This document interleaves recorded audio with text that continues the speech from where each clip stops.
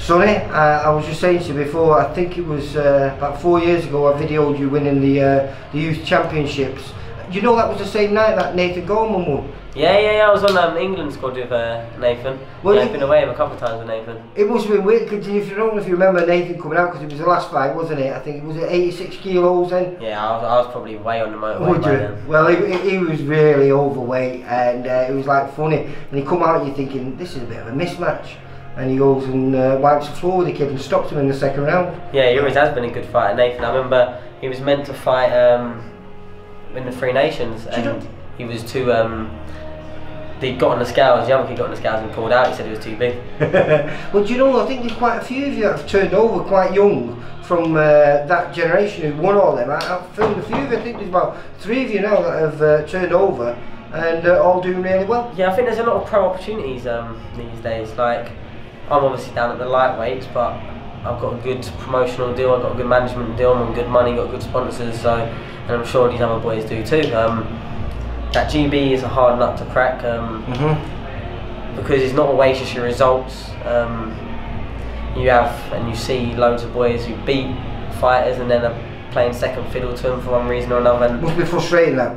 Well, yeah, like it happened to me a little bit. Obviously I boxed and beat Galal Yafai the year before he went to the Olympic Games. Don't get me wrong, he went and qualified and done the business. So, but as a fighter, it's frustrating because you'd hope that win sort of puts you above. But I didn't really get any opportunities. The one opportunity I did get, I ended up beating a 3 times Olympian who'd qualified for Rio already, former 2013 World Games gold medalist. So before I'd even won that youth title you're talking about, this kid was winning world champions. Like, so I only had one fight for GB, and that was that against Kazakhstan, Berzin Zakopov.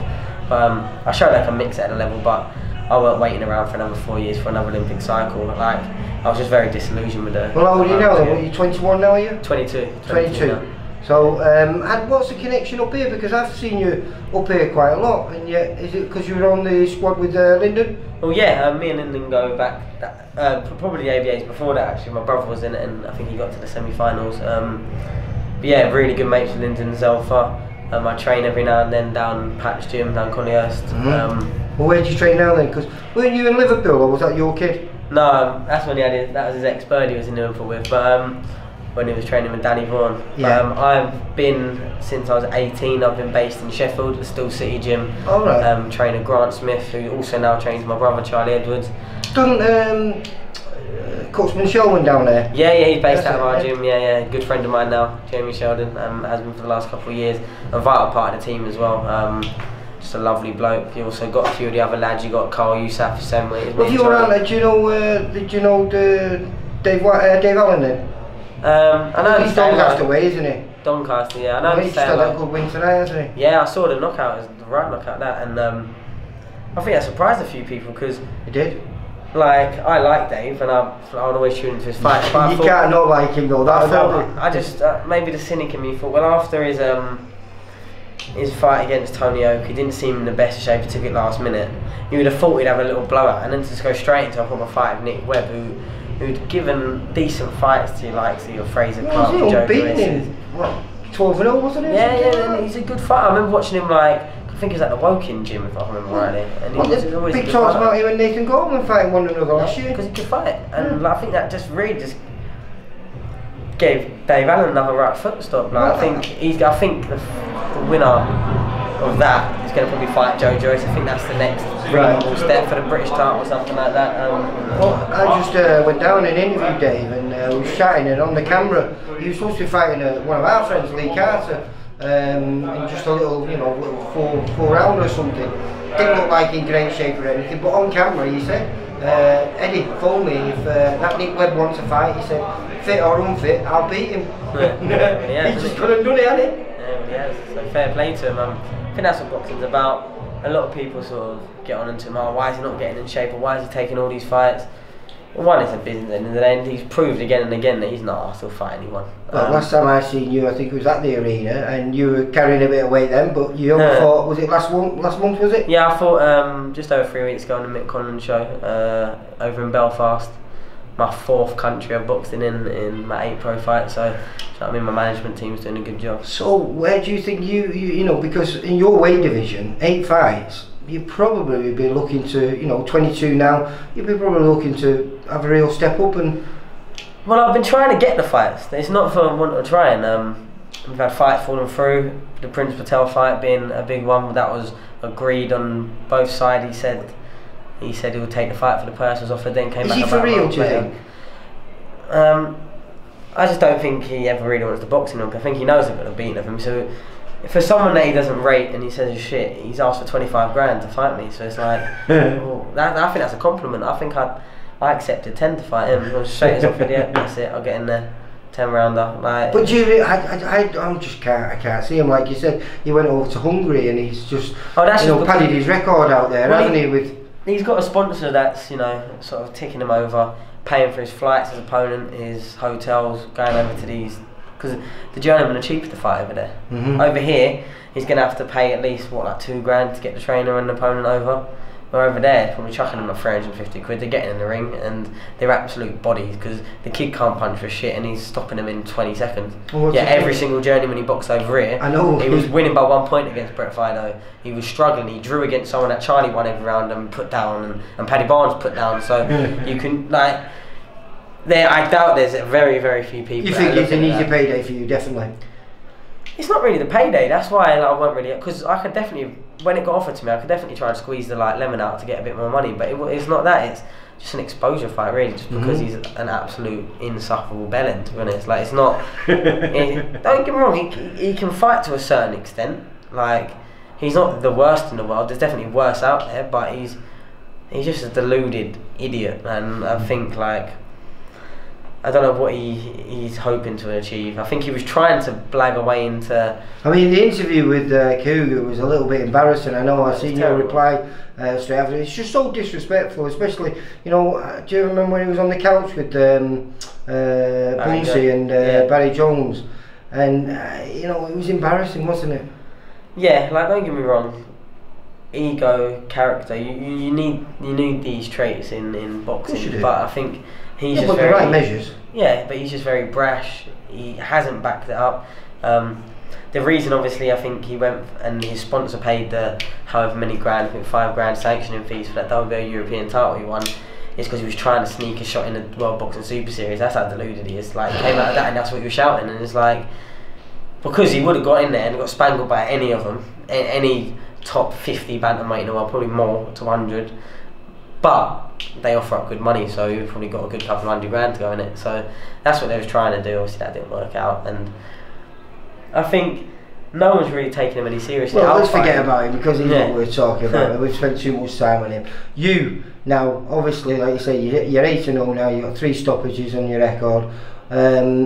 You're hoping for a big 2019 where you can break through into those small but major titles. Well, I'm trying to. In my next fight, you know, that's what I've been told. I've been promised TV fight, a title fight. Right. So I'm waiting to see what they come up with. There's a few good fighters out there, but it's just about like, the titles and that right now. Because at the end of the day, touch wood, I've got a really long career ahead of me, so I don't need to rush things too much. But I just can't get stimulated by fighting a journeyman. It does nothing for me. But you know, does it? I mean, I know your brother took that step quite early, didn't he, when he fought for the world title? But do you really think it did him any harm? I really don't think so. He went 10 rounds with a recognised puncher, 2-weight world champion, good world champion. Obviously, he went on to lose, but he has had ridiculous like background problems. Casemiro, but it's definitely not. We'll look at I think the fickle thing about. Everyone's afraid of losing this day and age. Oh, of course, but the fickle thing about boxing is he lost that. Okay, people, obviously it's only the social media casuals, but terrorising him, saying he's not going to do nothing, still not too soon. Came and schooled Ian Butcher. Everyone's like, oh, do you know what? He can definitely come again. Then because of fights falling through, promises that didn't get kept, he ended up having a 12-month period when he had 2 6-rounders and blown them both out in the first round because of opponent changes, this and that and the other. And then all of a sudden his career's going nowhere. Went and put in a very devastating and clinical performance against Anthony Nelson, proven tough man, and blasted him away. Every shot he caught would be hurting with. And now all of a sudden everyone's like, wow, Charlie Edwards again, do you know what I mean? So this sport is so back and forth. So if you're too, you got to have a tough skin, haven't you? Well, if you're too worried about losing that one fight, then you're in the wrong sport. To be honest, like everyone's perfect career is going to have what, like 50 and 0, but it just doesn't work like that. It's like a football team can go on the weekend and lose, and then go and smash top of the league next weekend. And that's how I look at it. That's how he looks at it. And like, I'm not asked about protecting a record. I just want to fight. Like, that's why I've been calling that Paddy Barnes. That's why I wanted to fight people like Prince Patel, Lewis Norman early. Like, but there's fights out there. Well, Paddy's going for it. Is he going for the world title? Yeah, he's going for the WBC world title against Rosales, who Yafai beat and Andrew Selby beat. You like your Twitter wars, don't you? Oh, I just get bored. Like, there's not enough to happen. Like, if it was up to me, we'd be fighting every week like football, but there's not enough that happens in between, so I've got to... And like you say, you know, once you get to your level, there's not that many fights that you can take that are going to be meaningful and actually you get something from. No, for sure, and like, I think you can just see by watching that there's these journeymen now. Okay, I've got my first couple of little fights out of the way, then I had Ross Murray. I was hoping that fight would sort of then help me get another fight, but I think I haven't lost a second of a round. I've got 3 knockouts. Obviously, I'm not the biggest puncher. I don't try and sell myself as the biggest puncher, but I'm very slippery and very loose. It's very hard to hit, and I'm accurate. But yeah, I haven't lost a second, a moment. I have really not been caught with anything. So I think a lot of people look out there and think, well, I don't want to fight him until I have something big to offer these. Like, so now I've been told I'm creeping onto the TV slots. Now I'm going to open that TV slots and then build up that way, and then I've got the TV platform and then the more money and hopefully bigger titles. Then we'll back these people into a corner. But until now, they don't really want to know. Like, the super flyweight weight was going to get scrapped. I'm a flyweight, but I box a super flyweight as well.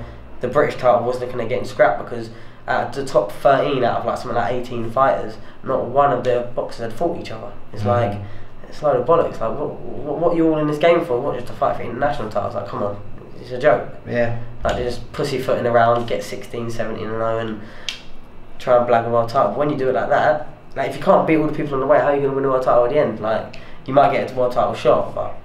Yeah, you've got to be ready, haven't you? So like you say, I mean, if you do pick up one of the small, even if you become British champion, suddenly that will put you in the world rankings, and then you've got to be ready for what comes next. Well, from what I've been told, I've been put in for the British flyweight belt. Yeah. We'll see how that goes. I was expecting the board to accept it, to be fair. I made an OW European Champion Super Flyweight, but you can see my weight is really a flyweight. Obviously Andrew Selby holds it at the moment. However, I think I've seen something about his license getting taken away. I don't know what that's about. He's been inactive, he pulled out his last fight, but I really like Andrew Selby. I think he's a fantastic fighter. And ideally, on a personal level, I probably wouldn't want to box him. For profile and platform, it would be a great fight. I think quite a few people would like to see it. He'd definitely be going in the favourite, 100%. But I just wish and hope for whatever is going on behind the scenes, because I know he was struggling with certain things, that gets like amended and sorted out and get back on his career. Because really, Andrew Selby's past British level now, so I shouldn't really be boxing for a British title. But at this point, no one else is fighting me, so do you know what I mean? So you don't really care who you're getting for getting in with everyone? I would never price myself out of any fights, and I think my management team and promoters, they can second this. All I want is fair, do you know what I mean? So if you're giving me a hard fight, up the money a bit, do you know what I mean? Or TV and the right preparation. You know, you have 6 to 8 weeks, then you'll get. Even if I go up weight now, anyone that's been in the gym knows I'm always fit. I've come off 6 weeks layoff, had Christmas, been on the piss, do you know what I mean? Like, just enjoying life, having a bit of like human time, and then go straight into help with 6-8 round spars against good fighters, current fights. Like, I don't care. Do you know what I mean? So I always keep base fitness. I get my runners in, and I'm good on the track. Do you know what I mean? I just put the hard work in. So yeah, maybe my shape could like improve a little bit. But I think you'll see that when I get. Looking at me, how can I see? But no, you'll get that when I get a proper fight. Like, it's hard. It's hard to. I find it hard to motivate myself for these. Like, even my last opponent, 15 wins, like 6 losses or something, a couple of draws. He'd won one of those WBA Latino titles. Right. So he held a ranking a couple of fights ago. He just boxed and lost for the WBC Latino flyweight title. He'd won, lost and drew against someone that Paddy Barnes beat for the WBA Intercontinental, the top 5 ranking, top 10 ranking one.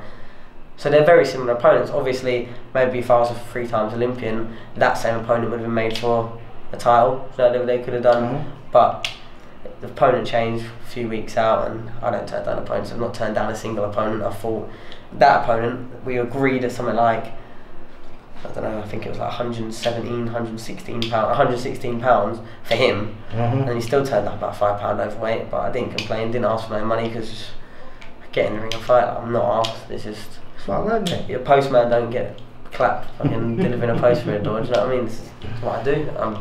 Been my living. I never worked a day in my life. I'm 22, living on my own. Do you know what I mean? Out of town, not with my home family, so can't complain too much. Where do you see a world title coming soon? If I'm you know what I mean, you've got to think, where would I want to be, and is that your aim, ambition, to be a world champion? 100%, but I don't think there's many boxers out there who it's not. But obviously I hold the WBO world ranking 15th. That belt's still vacant at the moment from when I knew it vacated it. So who knows, something might get chucked at me, and I'd never turn it down. Personally, I don't, because I haven't been.